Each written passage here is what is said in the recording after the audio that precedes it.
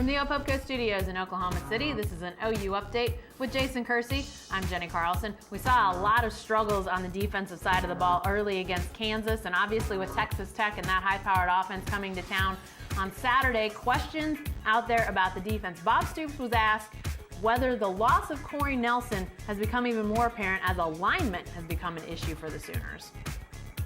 I don't want to say yes because that's an excuse. In the end of the day, he's not there. He's not going to be. So we've got to, the other guys have to be able to do it. But I don't believe it's just that. It's stuff we should have been able to line up to because we anticipated it, we worked it, we walked through it on Friday, and then we don't handle it. So. Well, Bob Stoops putting a lot of blame on bad alignment in those early going against Kansas.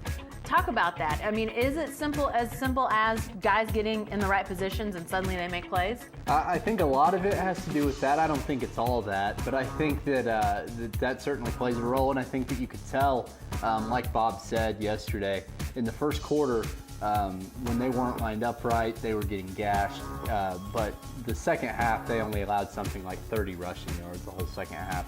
And Kansas was running a lot of the same plays, so I do think that it plays a role in it. But I can't imagine that's everything. I think there's got to be just the fact that you got Dominique Alexander and P.L. Lindley, who are talented guys, but they just haven't played as much as Corey Nelson. Yeah, they're not Corey Nelson, I think is the bottom line.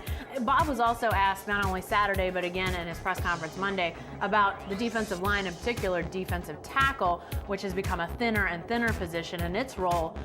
Is that part of the equation too? He says not so much. Yeah, he says that it's not, and I think it's mostly about linebackers. I actually thought Jordan Wade played pretty well in Jordan Phillips' place, and they're going to get Torrey Peterson back this week from his academic issues, and I think that'll help. So no, I don't think the defensive tackles are the issue. All right, thanks, Jason. Be sure to stay with the best coverage team anywhere at newsok.com and every day in the Oklahoma.